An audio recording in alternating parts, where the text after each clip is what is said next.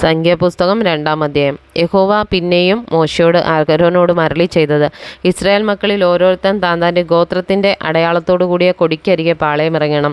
സമാഗമന കൂടാരത്തിനെതിരായി ചുറ്റും അവർ പാളയമിറങ്ങണം. യഹൂദാ പാളയത്തിൻ്റെ കൊടിക്കീഴുള്ളവർ കിഴക്ക് ഗണഗണമായി കിഴക്ക് സൂര്യോദയത്തിനു നേരെ പാളയമിറങ്ങണം. യഹൂദയുടെ മക്കൾക്ക് അമ്മീനാദാബിൻ്റെ മകൻ നഹശോൻ പ്രഭുവായിരിക്കണം. അവൻ്റെ ഗണമാകെ 74,600 പേർ. അവൻ്റെ അരികെ ഇസ്സാഖാർ ഗോത്രം പാളയമിറങ്ങണം. ഇസ്സാഖാരിൻ്റെ മക്കൾക്ക് സൂവാരിൻ്റെ മകൻ നെതനയേൽ പ്രഭുവായിരിക്കണം. അവൻ്റെ ഗണമാകെ 54,400 പേർ. പിന്നെ സെബൂലൂൻ ഗോത്രം, സെബൂലൂൻ്റെ മക്കൾക്ക് ഹോലോൻ്റെ മകൻ ഏലിയാബ് പ്രഭുവായിരിക്കണം. അവൻ്റെ ഗണമാകെ 57,400 പേർ. യഹൂദാ പാളയത്തിലെ ഗണങ്ങളിൽ എണ്ണപ്പെട്ടവർ ആകെ 186,400 പേർ. ഇവർ ആദ്യം പുറപ്പെടണം.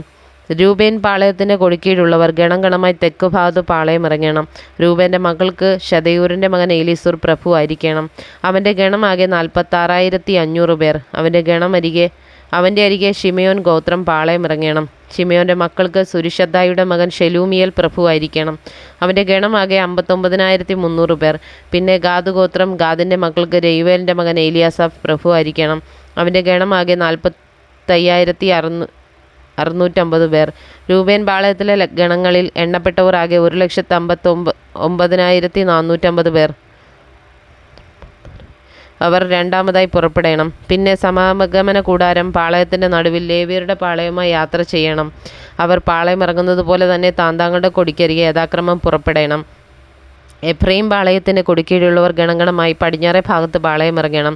എഫ്രൈമിൻ്റെ മക്കൾക്ക് അമ്മീഹൂദിൻ്റെ മകൻ ഏലീശാമ പ്രഭുവായിരിക്കണം. അവൻ്റെ ഗണമാകെ 40,500 പേർ. അവൻ്റെ അരികെ മനശ്ശെഗോത്രം പാളയമിറങ്ങണം. മനശ്ശെയുടെ മക്കൾക്ക് പെദാസൂരിൻ്റെ മകൻ ഗമലിയേൽ പ്രഭുവായിരിക്കണം. അവൻ്റെ ഗണമാകെ 30,200 പേർ. പിന്നെ ബെന്യാമീൻ ഗോത്രം പാളയമിറങ്ങണം. ബെന്യാമീൻ്റെ മക്കൾക്ക് ഗിദെയോനിയുടെ മകൻ അബീദാൻ പ്രഭു ആയിരിക്കണം. അവൻ്റെ ഗണമാകെ 35,400 പേർ. എഫ്രൈം പാളയത്തിലെ ഗണങ്ങളിൽ എണ്ണപ്പെട്ടവർ ആകെ 1,08,100 പേർ. അവർ മൂന്നാമതായി പുറപ്പെടണം. ദാൻ പാളയത്തിന് കൊടിക്കീഴുള്ളവർ ഗണഗണമായി വടക്കേ ഭാഗത്ത് പാളയമിറങ്ങണം.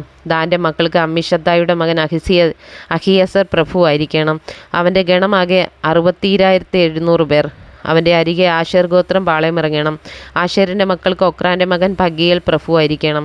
അവൻ്റെ ഗണമാകെ 41,500 പേർ. പിന്നെ നഫ്താലി ഗോത്രം പാളയമിറങ്ങണം. നഫ്താലിയുടെ മക്കൾക്ക് ഏനാൻ്റെ മകൻ അഹീര പ്രഭുവായിരിക്കണം. അവൻ്റെ ഗണമാകെ 53,400 പേർ. ദാൻ പാളയത്തിലെ ഗണങ്ങളിൽ എണ്ണപ്പെട്ടവർ ആകെ 1,51,600 പേർ. അവർ തങ്ങളുടെ കൊടികളോടുകൂടെ ഒടുവിൽ പുറപ്പെടണം. ഇസ്രായേൽ മക്കളിൽ ഗോത്രമായി എണ്ണപ്പെട്ടവർ ഇവർ തന്നെ. പാളയങ്ങളിൽ ഗണഗണമായി എണ്ണപ്പെട്ടവർ ആകെ 6,03,550 പേരായിരുന്നു. എന്നാൽ യഹോവ മോശയോട് കൽപ്പിച്ചതുപോലെ ഇസ്രായേൽ മക്കളുടെ കൂട്ടത്തിൽ ലേവ്യരെ എണ്ണിയില്ല. യഹോവ മോശയോട് കൽപ്പിച്ചതുപോലൊക്കെയും ഇസ്രായേൽ മക്കൾ ചെയ്തു. അങ്ങനെ തന്നെ അവർ താന്താങ്ങളുടെ കൊടിക്കരികെ പാളയമിറങ്ങി. അങ്ങനെ തന്നെ അവർ കുടുംബമായി കുലമായും പുറപ്പെട്ടു.